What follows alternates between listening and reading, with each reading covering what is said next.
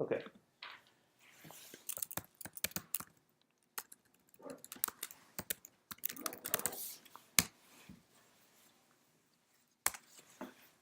All right, so we're going to make a little application that lists just Pokemon, okay? And why that, I don't know. I just feel that we need to make a list of things, and what's more about making a list than Pokemon, right? It's just collecting, okay? So the first big idea that you gotta grok around making a list is that there are many ways we can store the data of the list, but just like all the other stuff we've talked about, you have to remember the data of the list is separate from the display of the list, okay? Remember that. We talked about that abstraction away from each other. So the data of the list is very simple. There's multiple ways that we can make collections of data inside of Swift. You read about like dictionaries and stuff like that where you can have like a term and definition type relationship between things. Or we can just go really simple, which is just a list. And so lists in computer programming are arrays. And you probably recall this from JavaScript, where arrays are just lists of things. So you can have like a grocery list, Mountain Dew, eggs and bacon, breakfast of champions, and the first one is 0, the second one is 1, the third one is 2. Remember this? Okay? In Swift, we can have arrays of multiple types of things. So we can hold strings inside of arrays, ints inside of arrays, doubles inside of arrays. We can even hold objects inside of arrays. Okay, so we could, in theory, we haven't talked about objects and classes and all that, but we could, in theory, say not just the word Pikachu is in a list, but you could have the object of Pikachu inside of a list. And that Pikachu would have a name, which is Pikachu. And you have a color, which is yellow, and superpower, which is electricity, I don't know. And size, just like shoulder size. You know, like you can have all these kind of properties associated with Pikachu, the class, in quotes, Pikachu. But that could be inside, that's just one entry in the array. Does that make sense?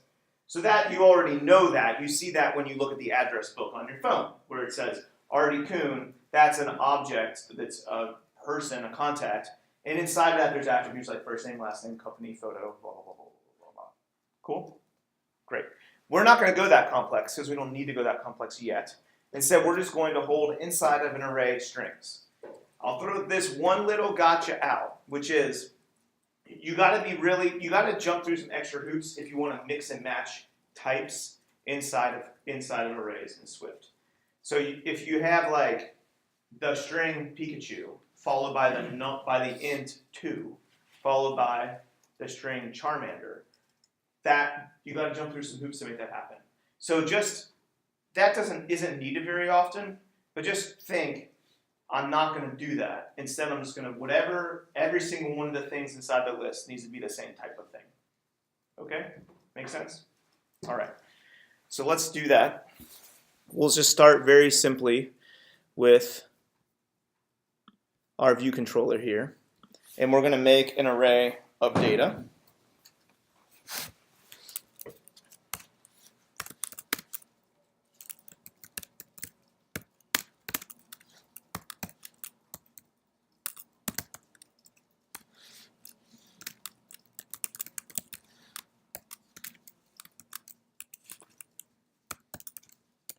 I think that's how you spell Squirtle.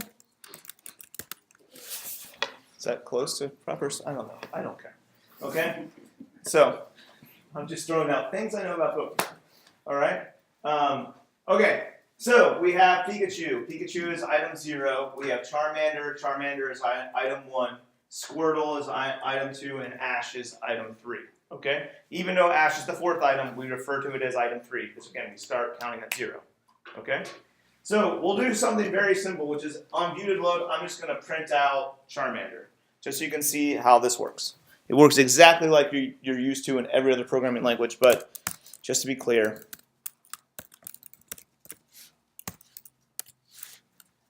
and this will print out Charmander when I run it. I'm not going to run it because you get the idea. Okay? So I'm saying go into Pokemon and get the 1st item, which is the 2nd item, which is Charmander. Okay, so that's arrays. We can get more complex with arrays. We don't need to. We just need to understand that's what an array is. Instead, let's go ahead and create our table. There's a bunch of different ways we can create our tables. I don't like any of the really complicated ones because I'm lazy. Instead, we're going to just do it in the storyboard using a view controller that we already have and all that kind of stuff. So let's wire it up. Oh, shoot. Where's my dumb Pokemon? There we go. Okay, so I'm going to go into the storyboard, and I'm going to drag into my view controller the same thing I always drag into my view controller, which is a thing out of this bucket, and the thing I'm going to be dragging over is a table. Now you can see there's multiple types of table-y things. One of them is table view controller. I don't want that because I already have a view controller. Okay, so instead I'm just going to drag in a table view. And now, when I run this little gray box will look like a list, where it's just like white space, horizontal gray line, white space, horizontal gray line, white space, like there's cells inside of there. And it'll be the size that I've made it. I don't want that. I want it to go full screen, so we haven't talked about constraints at all yet. But if you go down here, think of constraints as like Xcode's, it's analogous to like responsive web, where you're designing so the thing can stretch to different sizes. Okay, so down here is a little constraints button. It's the square surrounded by two little brackety thingies. And what I'm going to do is say, look, I want there to be no space at the top, no space at the left, no space at the bottom, and no space at the right. So fill the whole screen. And so to do that, I just put in zeros for each one of those values. And I'm going to uncheck constrain to margins. And when I add those 4 constraints, it should hug the whole page. Oh, that's weird. Hold on.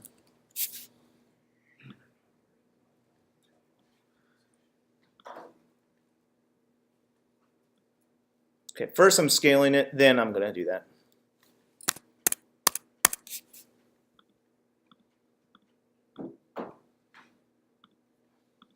Okay.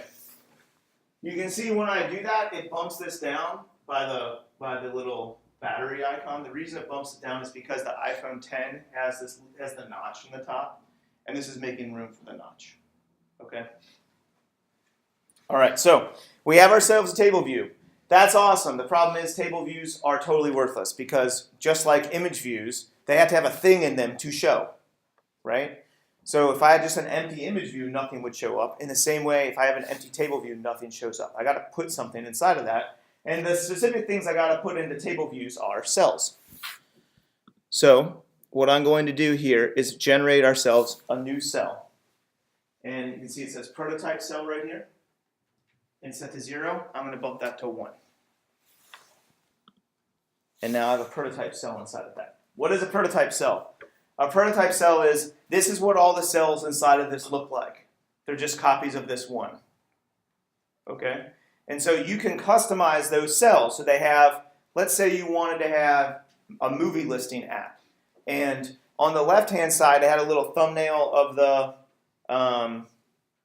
movie poster.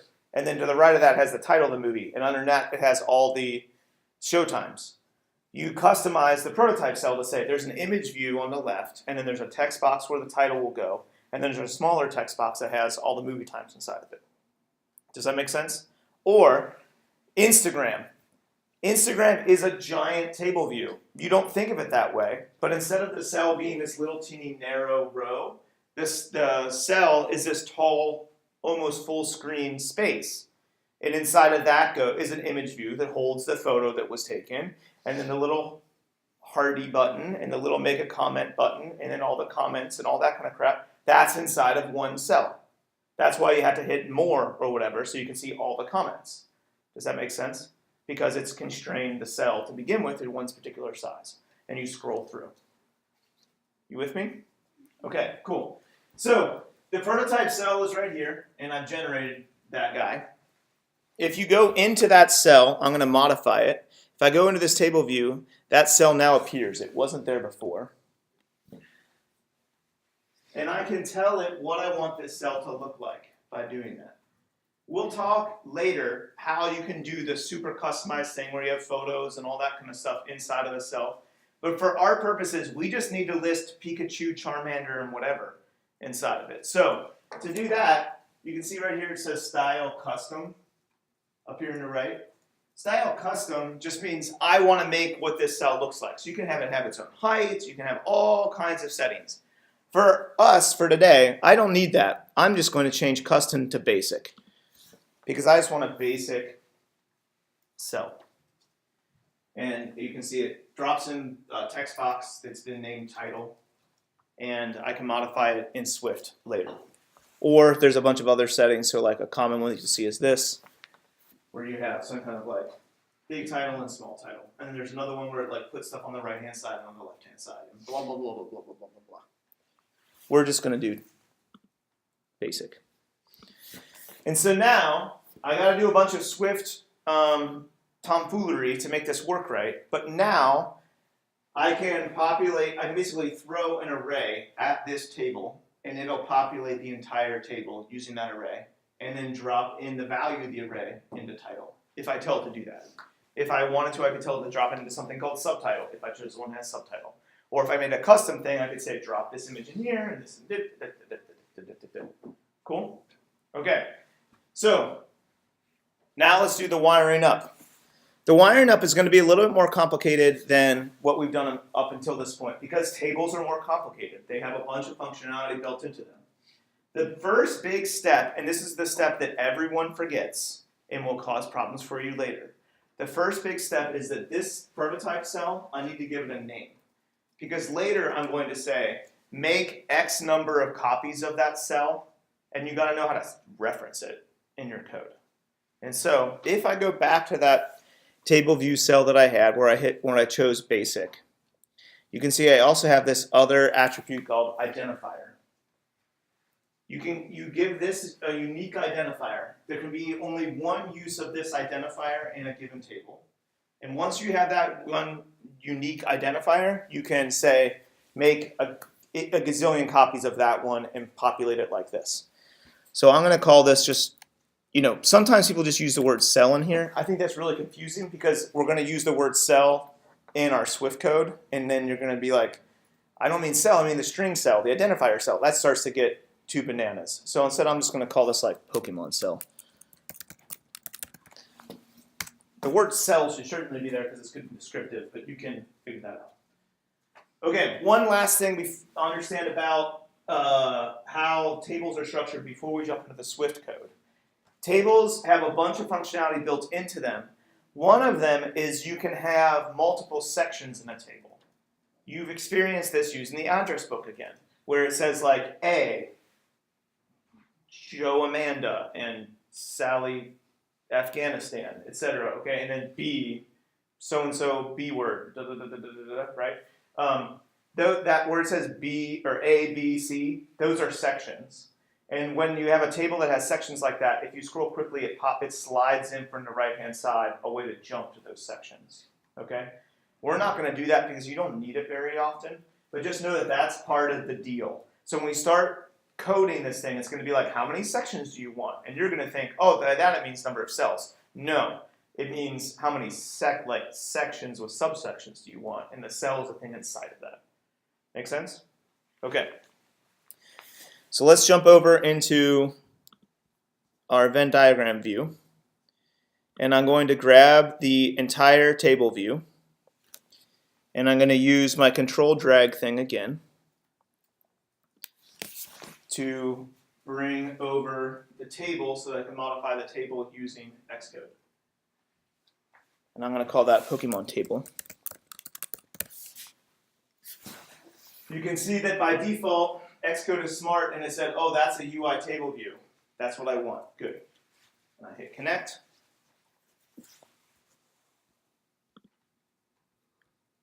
And I'm pretty sure that I'm no longer going to need to look at my storyboard at all. So I'm going to go ahead and put that away. And so we're just working in Swift code. Dang it. There we go. We're just working in Swift. Okay, so now I have a table in Swift that's called Pokemon table.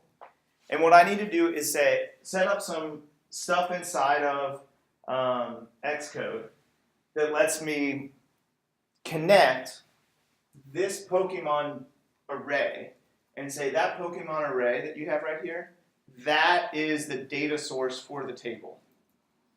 And not only is that the data source for the table, but this view controller right here, this view controller that we're writing all this code inside of, that view controller actually controls that table. And that's called a delegate. It handles the passing of the baton of data in and out of different things. And so once I set all that up, what it allows me to do is any kind of variable or code that I generate inside the view controller can be passed into the table.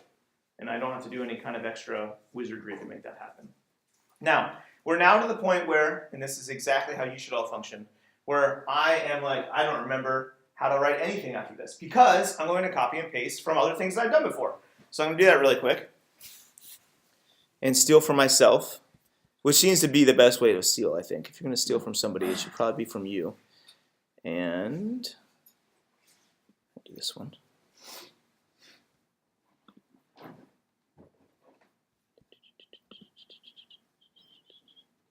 Shoot this up. That's it. So the first thing I need to do is modify my view controller so it's not just a UI view controller, but that it can also handle the data for the table and control the table from within the view controller. And to do that, I'm going to say this is not this view. Again, it is super confusing that this in black word view controller is the word view controller because it's really just a variable name. It's an object name. And it's saying it is a UI view controller. We're also going to extend it and say it's not just a UI view controller. It's also these other things. And to do that, we just separate the other things with commas. And the other things that it is are these.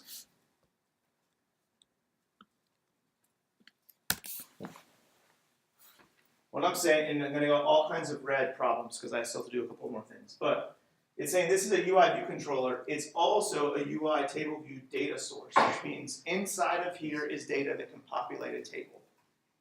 And it's saying it's a UI table view delegate, meaning there's a table view and this view controller can control it or push things in and out of it. Now, this is turned red because if you recall from way back in the day, from like the very first day we started with Swift code, we talked about how every view controller has to have a view did load and has to have, well, it doesn't have to have a did receive memory warning, but often does. And that's why those things are automatically added whenever you start up Swift. Well, UI table view data sources and UI table view delegates also have things that you have to have. And I haven't added them yet. And so it's giving me a red stop sign saying, hey, those things need stuff that you haven't written. And so you can see what it's saying is view controller, which is this guy, doesn't conform to a data source. And once I fix the data source one, it'll say the exact same thing about table view delegate, saying this isn't playing by the rules that we've established. You need to get this to play by the rules. And to do that, I just need to add a handful more functions, and then we'll be good to go. So what are those functions? They are, dang it, there we go.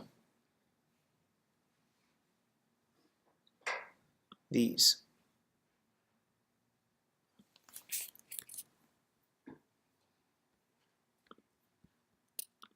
Two functions. And if you start typing function table view, it'll start giving you all these to work with. Okay? The specific table view that we want is this one, which you'll see number of rows and sections as being a thing that pops up, and self or row at will pop up. We'll talk about what all these things do in a moment. And let me just clean some of this up.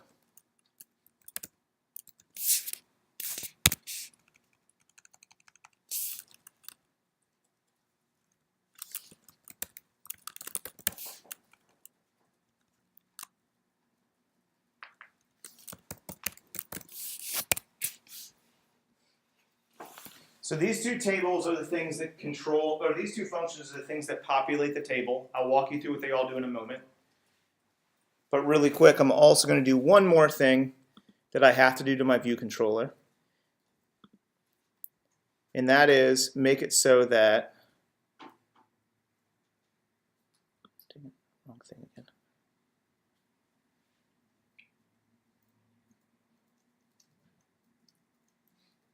Where are you at, friend?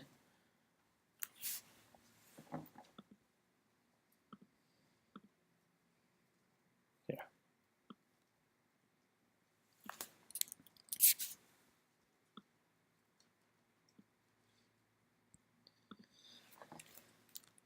The last thing I need to do is make it so that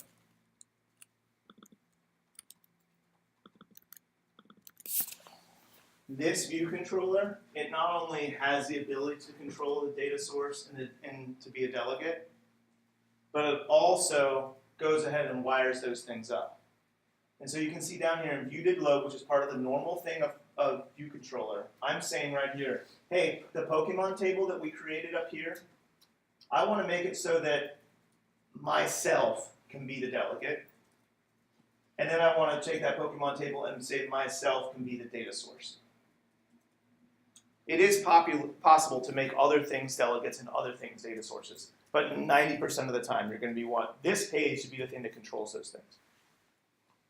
And so self is a special word we haven't talked about. Did you guys talk about the use of self in 257 in the JavaScript class? Self just means what it sounds like, me. The thing that's calling it. What's that? This. What's that? Yeah. Like this is the equivalent. Yeah, it's like me, like this one right here. This is the one. Okay, so it's just saying the delegate is this view controller, and the data source is this view controller. And the reason we know that self is the view controller is because it's in view did load, which is attached to the UI view controller. If you didn't understand the last sentence, that's okay. Okay, so now that we've wired up all this stuff, what does this stuff do? These two functions, there's a lot of other table view functions, but these are the two like must-haves. The first is number of rows and sections. And what number of rows and sections does is you can do this in a variety of different ways. You can control it in a variety of different ways. But the main thing is it just says how many, in a given section, which by default is just one section, in a given section, how many rows are inside of that section. And right here it's saying what it's expecting is an int. So you need to give it a number, an integer.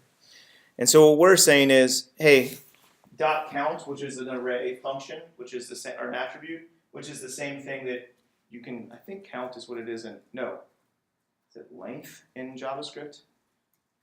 I think. It just tells you how many things are in there, okay? And so what this is just saying, oh, it'll count up how many Pokemon items I've added, and just say it'll return, in other words, spit out back into this function, spit out the total number of Pokemon that there are.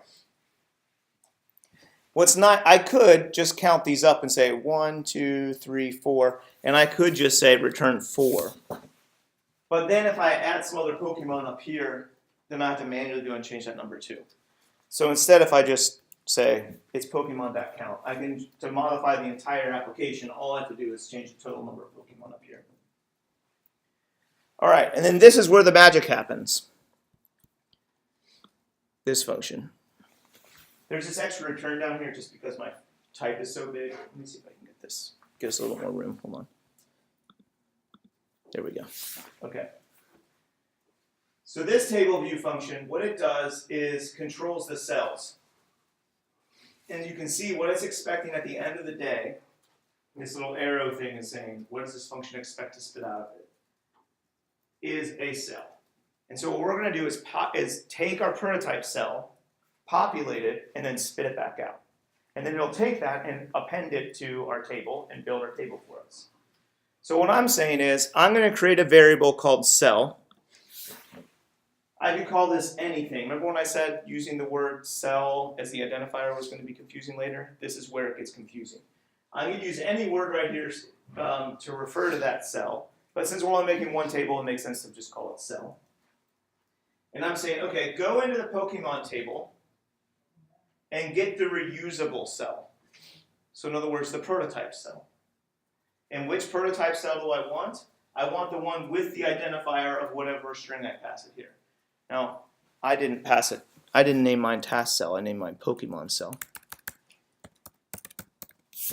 But remember, this is the name that you give it over in the storyboard. Remember when I said, like, watch out, this is the thing everybody always forgets? This is the thing everybody always forgets. So this is saying, okay, create an object, we'll call it cell.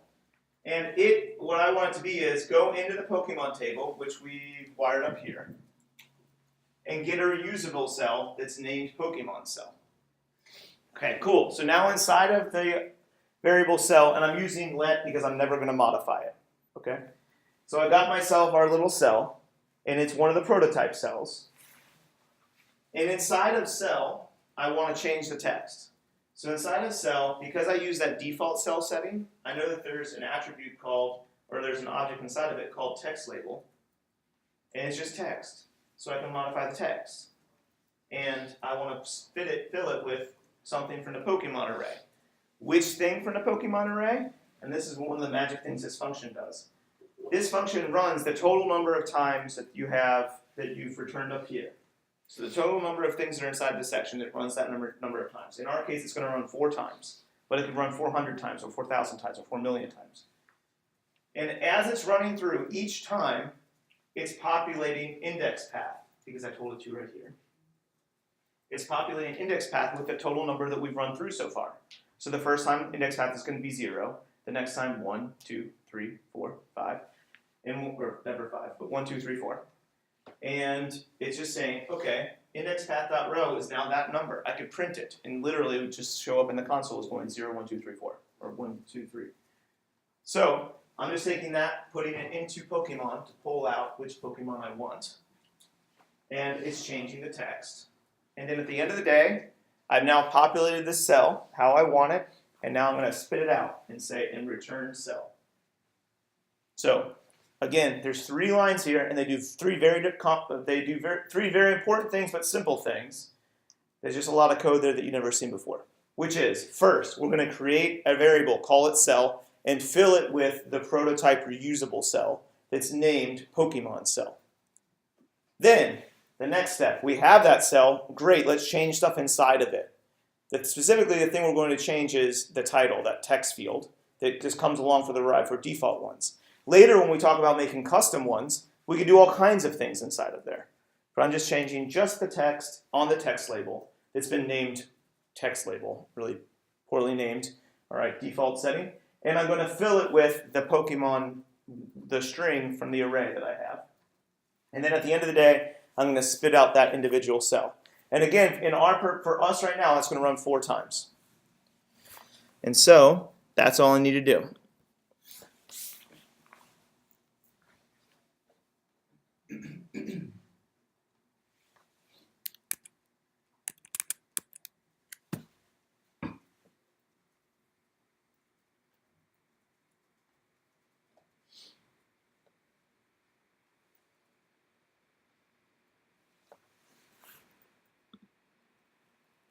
There we go.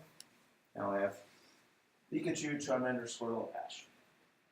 Sweet. Success. All right, and I can add more Pokemon if I want to, like Articuno, which I know is a Pokemon just because it sounds like my name. And yes, I did invent Articuno when I worked with them, but no, it was not after me. All right, so now we have Articuno. Sweet. Okay. Cool. With 0 effort. Later, we'll talk about how do I then make it so I can tap on one of these to go to something. That's not very hard. But the important thing is just remember, each one of these has a unique index associated with it. And so when I tap on Articuno, it'll just say, oh, you tapped on 4. And then we can do something with 4 later, like look up more information about 4, blah, blah, blah, blah, blah. But we're not there yet. Yeah?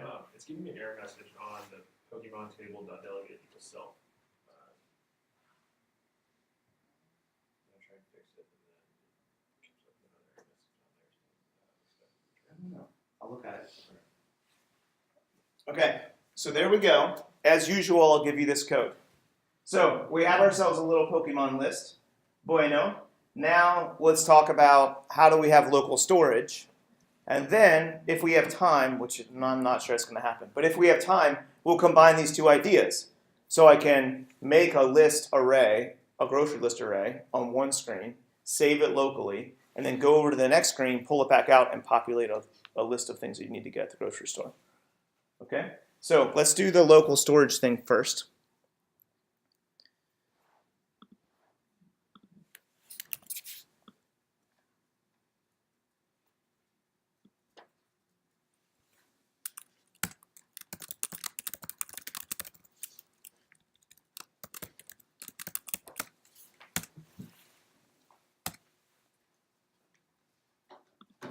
Okay, so we're going to start with Swift for this one rather than start with Storyboard with this one, just so you can see some of the magic of how this thing works. Okay, so actually we're going to need a Storyboard, so we're going to need to be able to type stuff in.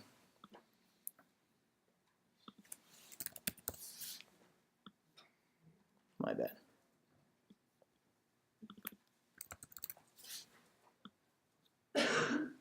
Okay, I have the world's most complex app in the world, which is a text field and a button. And I'm going to wire them up like we always do. Where I'm going to say, this guy right here. Because we're ultimately going to make a grocery list, we'll call this task, new task, text field. And we'll call this one add task button. And remember, when we bring a button over for how we work, we always got to change outlet to action.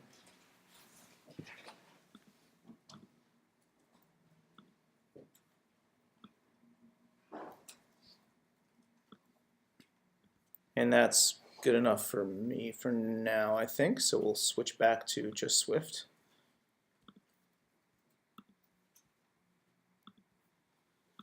Okay. What I'm going to do is make it so when you click on the button, it prints out what you typed. This is like first week type stuff.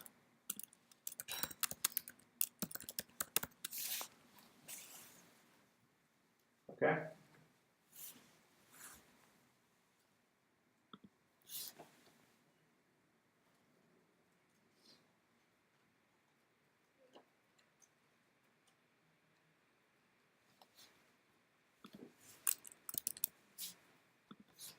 You can see down here, it prints out test.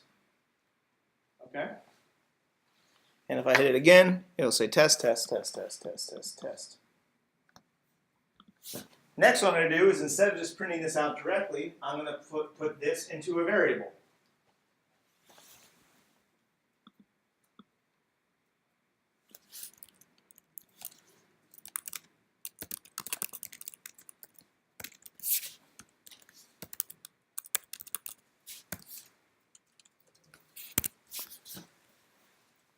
So I put the text value into a new variable called new task and print new task. It will function exactly like we've done. There's nothing magical there. Okay? Here's where the magic comes in. Up until this point, when I would hit this new task, if I ever wanted to print this new task, let's say I wanted to print new task on viewDidLoad, load, it would not work because there was no such thing as new task yet. Okay? If I were to create new task, hit the button and it prints it and it says test down there. Awesome, great.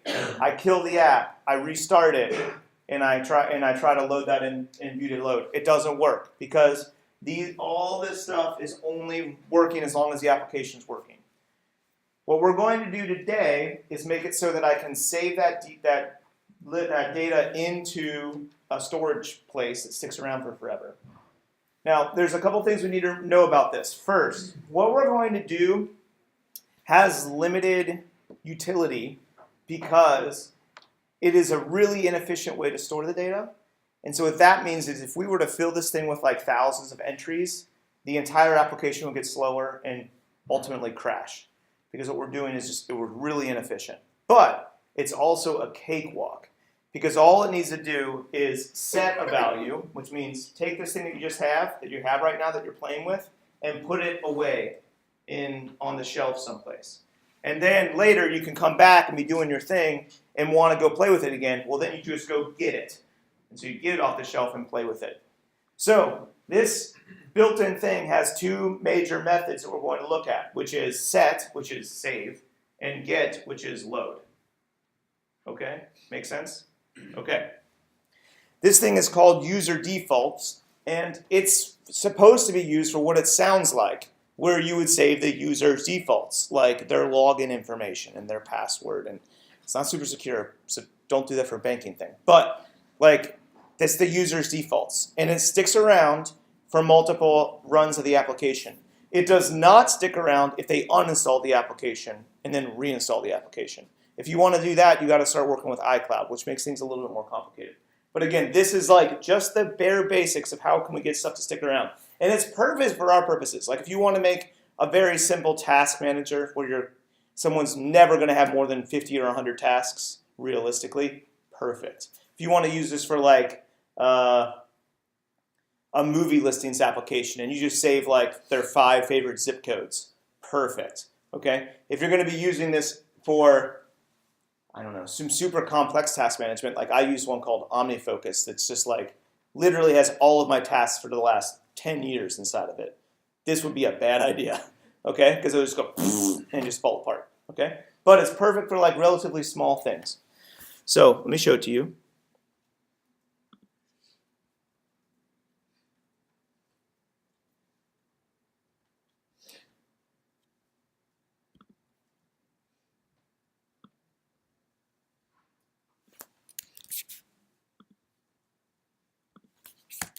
This is it right here. User defaults, the standard set of user defaults, and then set. There's your method. And then what do you want to put into it? What I'm going to put into it is new task.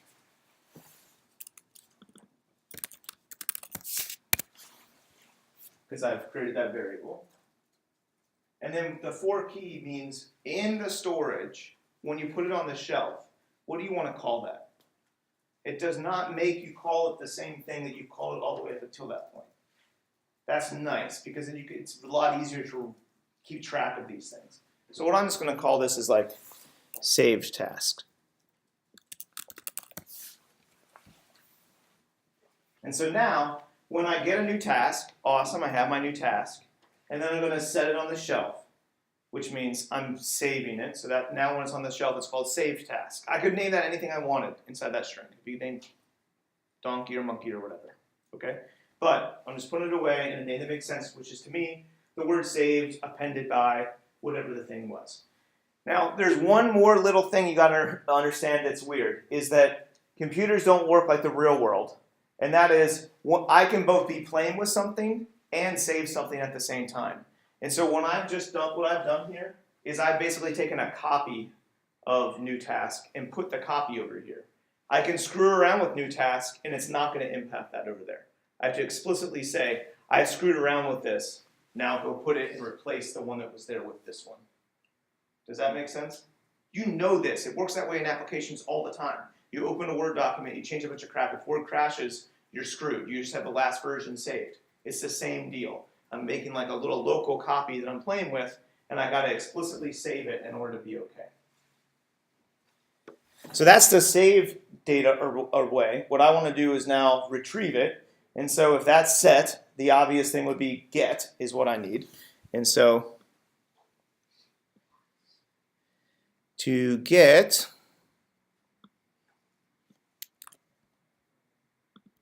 what I want is when the application loads to go ahead and get it.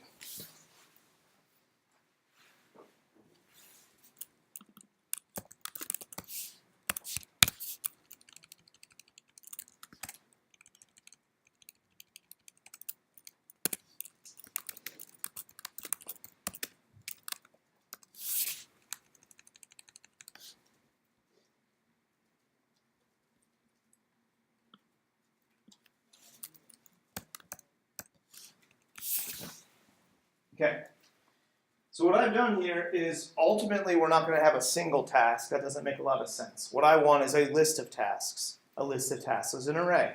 And so what I'm doing right here is inside of all tasks is I'm making an empty array that is going to ultimately hold strings. That's what this is telling it. Now I could do colons and write strings and all kinds of stuff to make this look cleaner, but to me this is an easy read. Okay? And so that's just saying there's an array called all tasks and it holds strings. Down here, when the page loads, it's going to go into user defaults, look inside the standard section of user defaults, and look for the object named save task. And see this question mark and these double question marks? What this is saying is, if that exists, then go ahead and do this, which is populate all tasks. If it doesn't, don't worry about it. If I don't have these kind of question mark, these are kind of shorthand for if statements, if I don't have that kind of question marks, it would blow up the very first time you run it, because it's never been set before. Okay, make sense? Okay. The last thing I need to do is new task is useless. What I don't want is just new task. I want to take all the tasks and append new task at the end of it, and then save all the tasks. Okay, so again, I'm pulling off the shelf all tasks. I'm going to screw around with it by adding new task, and then at the end of the day, I got to put it back. So to do that, we have our new task here. What I'm going to do is take all tasks and append to it new task, which just means append just means what it says, which is replace or add another thing. Oh, no. You don't like that? Why not? Oops. I always forget to do that. Okay, what I'm saying is take all tasks and append to the end of it the string.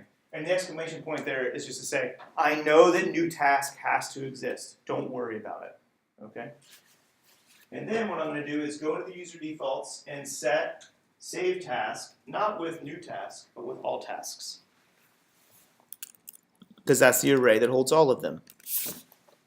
And into these user defaults, I can save arrays, I can save strings and ints and objects, and everything imaginable, almost everything imaginable can be saved over into user defaults. And so now, my application is not going to look all that great. But when I run it, I'll be able to type in something into that text field, hit go. Down here, it will print what I did. And then if I kill it, I'll be able to show it again. So what I'm going to do is change who did load to just print whatever all tasks holds. Just so you can see that it's doing what it's supposed to do.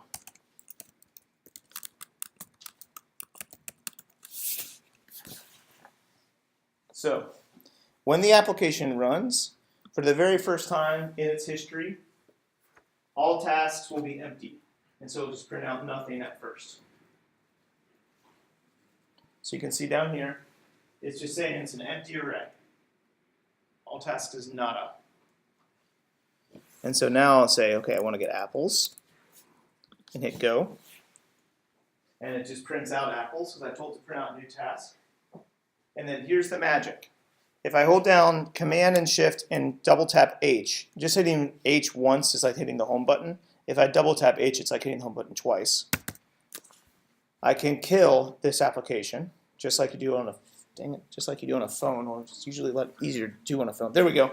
All right, I just killed it, so it's no longer running.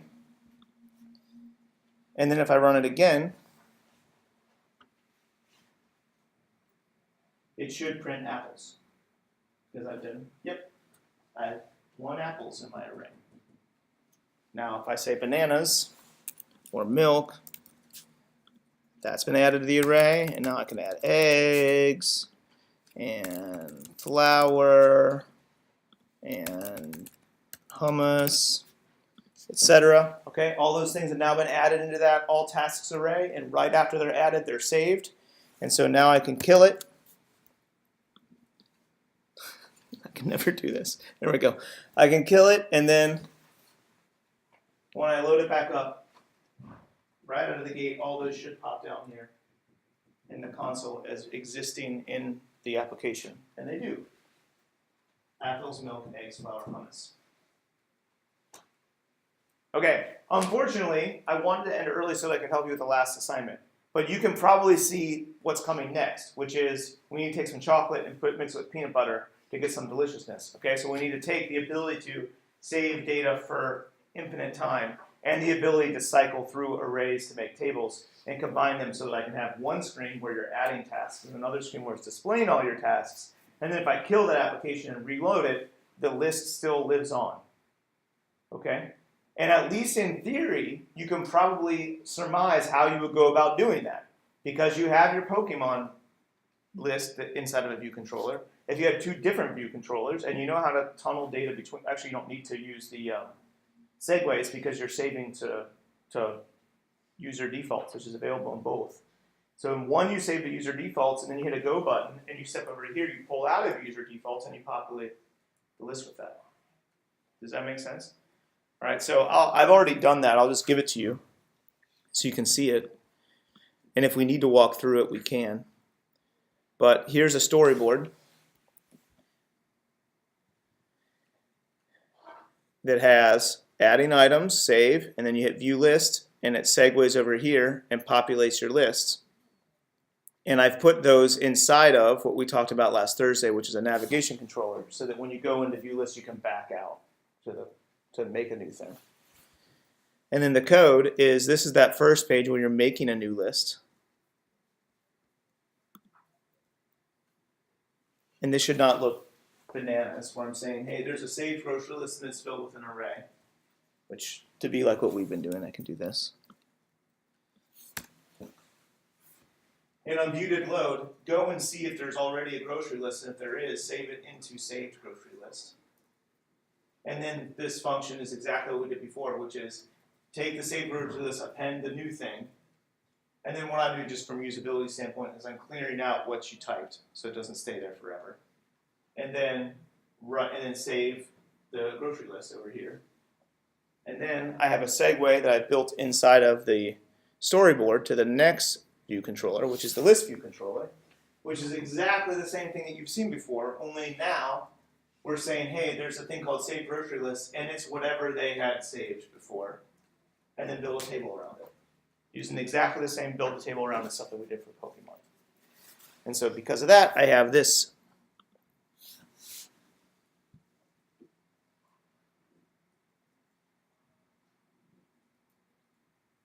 And you'll see all my tests inside of here. So hopefully I didn't put anything on my grocery list that's too embarrassing, but you know, apples, save, view list.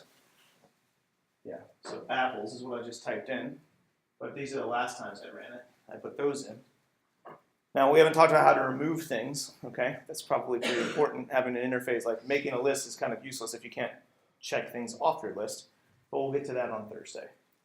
At a high level, does this make sense? Okay, cool. What I want you to do is, for Thursday, is just make a table and a list in an application. You can start with my Pokemon code if you want to. I don't care.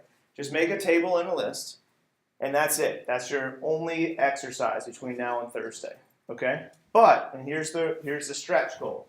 The stretch goal is, can you use one of the other default types so you can do something else with it rather than just have one thing? So you can see I have the word subtitle here. I guarantee you do some really simple Googling, and you're going to be able to figure out how to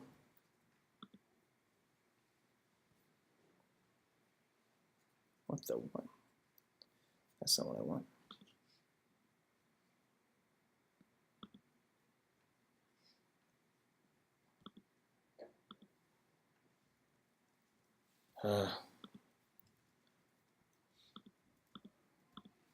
Wait, which one am I looking at? Wrong application. Okay, this one. You can see I've changed this prototype cell is not just the default, the basic default one that we've already talked about. I chose subtitle. So can you figure out how to not just change the word that says title right there, but also change the word that says subtitle, and to fill the subtitle, or one of the other ones, right detail or left detail, with some other values from some other array. Okay? So for instance, you could have a Pokemon thing where it says Pikachu, and underneath, is electric a type of Pokemon? Okay, so Pikachu underneath would say electric, and Squirtle, water? Water? So it's Squirtle? Okay, Squirtle, water. Okay, Ash, person. Okay? Okay, got it? Make sense? Okay, cool. That's it for Thursday. Not major rocket surgery. And then that way, if you are a little bit behind some other stuff, this buys you a little bit of catch-up time before we hit Thursday. On Thursday, like I said, you now have 80% of the value using 20% of the features. So on Thursday, we'll launch into starting our first project, which is going to be a productivity app. Okay, so that could be a variety of different things. We'll talk about the options. But if you want to be percolating on that, I want you to think about knowing what you know how to do, what could be some applications that you could build that would help people get things done. So it could be a simple to-do list app, but there's a gajillion of those. It could be something else, like last year I taught this class, somebody wrote a little budgeting app that let people create their own budget items, add different tasks, like what they wanted it to cost in a given month, and then every single day they could say, I spent $37 on groceries, and it went into that category and would display how much more money you had left, that kind of thing. And it was using all built-in stuff. It's all using this kind of stuff. So for instance, there's one of these that we haven't talked about, but let's look at all of them. These kind of built-in doodads, they use the progress view, which is typically used to show you how much progress you've done in an application, like how much it's loaded something.